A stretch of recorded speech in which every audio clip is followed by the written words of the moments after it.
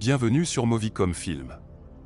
Aujourd'hui nous présenterons un film d'horreur dans lequel des créatures non identifiées sèment le chaos à travers le monde par le simple regard.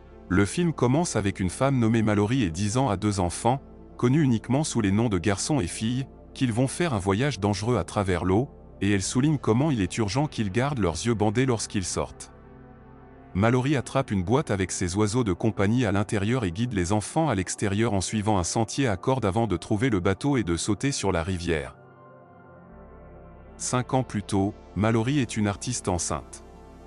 Elle reçoit la visite de sa sœur Jessica et toutes deux regardent un reportage sur des suicides de masse inexpliqués qui ont commencé en Sibérie et se propagent maintenant à travers l'Europe. Jess remarque le tableau de Mallory, qui, selon elle, symbolise un manque de connexion, mais Jess lui dit que ce ne sera pas comme ça avec le bébé. Elle propose alors d'escorter Mallory chez le médecin. Mallory rend visite au docteur la femme et fait des blagues avec Jess sur la consommation d'alcool pendant la grossesse. La femme ne trouve pas les commentaires trop humoristiques et propose à Mallory une alternative, laisser quelqu'un adopter le bébé si elle sent qu'elle n'est pas prête à l'élever. En sortant du bureau, Mallory et Jess remarquent une femme qu'elles ont croisée plus tôt, agissant désormais de manière erratique et se cognant la tête contre la vitre. Ils se rendent compte que ce qui affectait les peuples d'Europe et de Sibérie est désormais arrivé en Amérique. Ils courent dehors au moment où le chaos se produit, avec des gens qui écrasent leur voiture dans la rue. Jess chasse Mallory, mais peu de temps après, les yeux de Jess prennent une couleur étrange alors et elle commence à paraître effrayée par quelque chose qu'elle seule peut voir. Elle conduit frénétiquement, Mallory essayant de la garder sur la route, mais Jess renverse la voiture et s'écrase. Ils survivent, mais Jess est toujours en transe et Mallory ne peut que regarder sa sœur se placer devant un camion. Mallory court avec tout le monde. Elle est renversée et tombe devant une maison. Une femme nommée Lydia sort de chez elle pour aller aider Mallory, alors même que son mari Douglas s'y oppose. Avant que Lydia ne puisse aider Mallory à se relever, elle semble entrer en transe et semble parler à sa mère. Lydia entre dans une voiture en feu qui explose par la suite. Un homme nommé Tom aide Mallory à se relever et court dans la maison. Ils sont suivis par une flic nommée Lucy. Dans la maison se trouve également Greg, le propriétaire, Charlie, Félix, Cheryl et un couple nommé Jason et Samantha. Ces deux derniers fuient la maison lorsqu'ils entendent leur fils au téléphone donner l'impression qu'il est en danger. Les autres se racontent tout ce qu'ils ont vu chez ceux qui ont été affligés par cette force mystérieuse. Charlie soupçonne que l'entité est causée par des démons qui prennent la forme de la plus profonde tristesse ou de la plus grande perte. Ils se rendent tous compte que l'entité est invisible et que la regarder entraînerait le suicide. Mallory s'éloigne du groupe et Tom va la réconforter pendant qu'elle lui raconte ce qui est arrivé à Jess. Le groupe ferme ensuite les portes et place des journaux sur les fenêtres pour empêcher quiconque de regarder dehors. Aujourd'hui, après 6 heures sur la rivière, Mallory et les enfants continuent de descendre la rivière car il fait désormais noir. Mallory tente de contacter les gens par radio et elle commence à entendre l'entité murmurer son nom. Dans le passé, une survivante nommée Olympia plaide pour être autorisée à entrer dans la maison. Douglas essaie d'empêcher cela, mais Mallory attrape un fusil juste au cas où. Les autres laissent soigneusement Olympia entrer dans la maison et voient qu'elle est également enceinte. Greg propose alors d'observer tout ce qui se passe à l'extérieur en vérifiant les émetteurs de la maison. Il s'assoit devant les ordinateurs et attend de voir quelque chose sur les moniteurs. Par la suite, les autres entendent un bruit sourd venant de la pièce.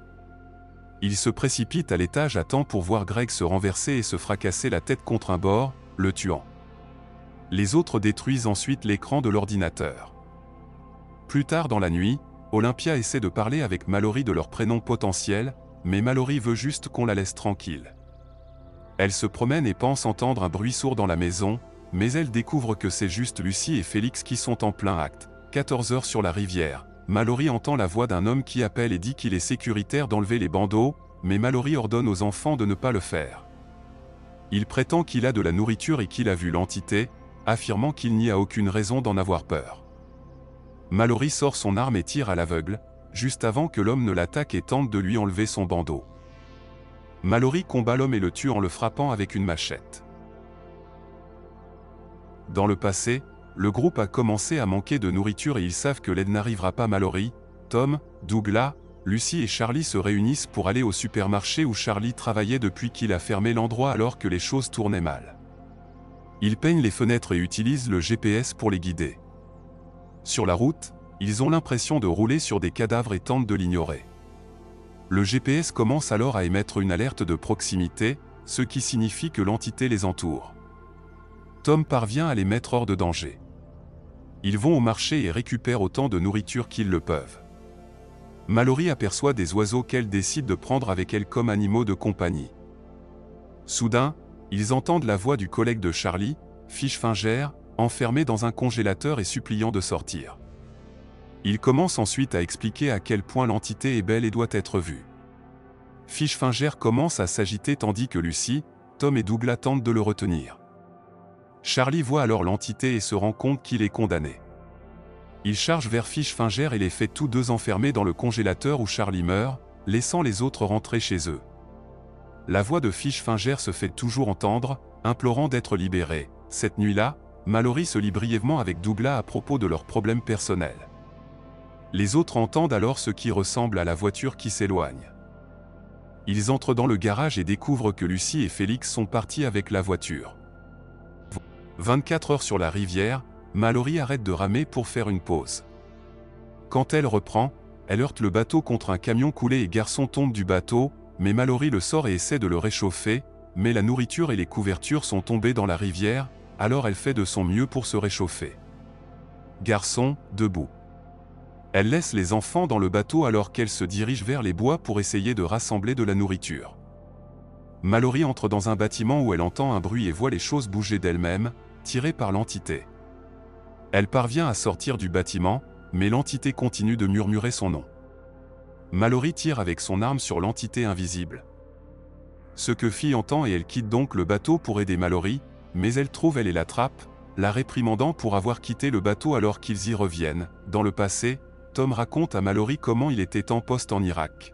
Lui et ses camarades suivaient un homme alors qu'il accompagnait ses enfants à l'école au milieu de tout le chaos. Les deux commencent également à développer des sentiments l'un pour l'autre. Olympia laisse entrer dans la maison un homme désespéré nommé Gary. Les autres recherchent et interrogent agressivement Gary. Il dit aux autres que des malades mentaux en fuite sont après lui et son ami, les forçant tous les deux à regarder les créatures.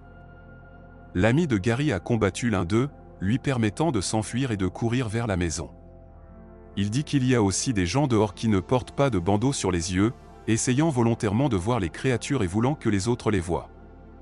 Douglas ne fait pas confiance à Gary et essaie de le forcer à quitter la maison sous la menace d'une arme, mais Cheryl l'assomme et laisse Gary rester, et ils enferment Douglas dans le garage. Olympia s'excuse en larmes d'avoir laissé entrer Gary et dit qu'elle se sent comme un fardeau, mais Mallory lui dit que ce n'est pas le cas. Olympia demande alors à Mallory de prendre soin de son bébé si quelque chose lui arrive, et Mallory accepte. Elle donne ensuite à Olympia un jouet Hello Kitty à donner au bébé. 38 heures sur la rivière, on voit une fille tenant le jouet Hello Kitty, indiquant qu'elle est la fille d'Olympia. Mallory et les enfants se mettent sous une couverture pour les avertir qu'ils approchent des eaux rapides et que ce sera la partie la plus dangereuse du voyage. Elle leur dit que quelqu'un devra avoir les yeux ouverts pour naviguer, et les deux enfants se portent volontaires. Mais Mallory décide que cela ne vaut la peine de sacrifier aucun d'eux, alors elle dit que personne ne regardera et qu'ils braveront simplement les eaux rapides avec un bandeau sur les yeux. Dans le passé, Mallory et Olympia commencent à accoucher. Pendant que Tom et Cheryl aident les femmes, Gary sort un tas de dessins de créatures, car il fait partie des fous qui les ont vus et veulent que les autres les voient. Il prend les oiseaux de Mallory et les met au réfrigérateur, car il semble détecter et alerter les autres du danger, avant de déchirer les papiers des fenêtres, ce que Douglas observe. Gary ouvre la porte du garage pour tenter de se débarrasser de Douglas. Pendant ce temps, Olympia donne naissance à une fille tandis que Mallory donne naissance à un garçon. Gary entre dans la pièce et remonte les stores devant Olympia. Elle tend son bébé à Mallory juste avant de sauter par la fenêtre. Gary force alors Cheryl à ouvrir les yeux vers l'extérieur, la faisant se suicider avec des ciseaux. Douglas arrive avec le fusil, mais ne peut pas tirer les yeux ouverts et a peur de toucher Mallory et les bébés. Il parvient à tirer sur Gary dans le bras, mais il tue Douglas en le poignardant avec les ciseaux. Tom voit alors le fusil et essaie de le saisir, tout comme Gary. 2 coups de feu se font entendre, mais Tom est vu vivant avec Mallory et les bébés. Nous sommes désormais 5 ans plus tard, juste avant le début du film. Mallory et Tom vivent ensemble et élèvent les 2 enfants, mais Tom reproche à Mallory de ne pas communiquer avec eux ou même de ne pas leur donner de nom. Ils entendent quelque chose à l'extérieur, et ce sont des gens qui conduisent leur voiture sans bandeau ni couverture aux fenêtres. Mallory commence à installer son système à l'extérieur pour avertir les enfants. La nuit, les deux reçoivent une transmission radio d'un homme nommé Rick, qui dit qu'il se trouve dans un complexe sûr avec beaucoup de fournitures et de nourriture. Il leur explique comment se rendre à l'enceinte en aval de la rivière, leur expliquant à quel point il est dangereux d'y descendre avec des enfants et comment ils devront voir pour passer. Rick leur dit de suivre le bruit des oiseaux pour trouver l'endroit. Tom veut aller au complexe, mais Mallory pense que cela pourrait être un piège. Dehors, les survivants arrivent à la maison. Tom va les affronter pendant que Mallory et les enfants sortent sains et saufs. Les survivants, menés par Whistling Marauder, ordonnent à Tom d'enlever son bandeau. Lorsqu'il repère Mallory et les enfants, Tom tire et tue 3 des maraudeurs avant de se tirer lui-même une balle. Tom enlève son bandeau et en tue 2 autres avant de s'en prendre au chef, qui traque Mallory et les enfants. L'entité commence à affecter Tom, mais il la combat assez longtemps pour tuer le chef avant de retourner l'arme contre lui, faisant savoir à Mallory que Tom est parti. Mallory rassemble ensuite les enfants pour se diriger vers la rivière. Cela fait maintenant 42 heures sur la rivière et ils s'approchent à grands pas des eaux rapides. Ils atteignent les eaux rapides, que Mallory essaie de traverser, mais le bateau se retourne et tout le monde tombe. Mallory appelle les enfants et trouve Garçon dans l'eau, tandis que Fille a atteint la terre ferme, et Mallory la trouve parce que Fille a une cloche qu'elle continue de sonner. Les 3 marchent ensuite à travers les bois où l'entité leur murmure et utilise tout son pouvoir pour essayer de leur faire voir, mais la volonté de Mallory est plus forte et elle amène les enfants à l'écouter et à ne pas regarder. Elle suit les bruits des oiseaux lorsqu'ils arrivent à l'enceinte. Mais l'entité les entoure alors qu'elle essaie d'entrer jusqu'à ce que quelqu'un ouvre la porte et les laisse entrer. Les yeux de Mallory sont vérifiés, et elle et les enfants sont autorisés à entrer. Entrez. Ils rencontrent Rick, Pruitt Taylor Vince, et Mallory découvre que l'enceinte est une école pour aveugler que les personnes qui s'y trouvent sont protégées des entités. Mallory et les enfants trouvent alors le docteur la femme, qui les accueille avec joie. Elle demande leur nom aux enfants et Mallory les nomme finalement. La fille s'appelle Olympia en l'honneur de sa mère et le garçon s'appelle Tom. Mallory dit fièrement qu'ils sont ses enfants et qu'elle est leur mère. Mallory ouvre alors son nichoir à oiseaux et libère les oiseaux pour qu'ils soient avec les autres dans le sanctuaire. Ce qui nous amène à la fin de la première partie du film. Abonnez-vous à la chaîne pour ne pas manquer la suite.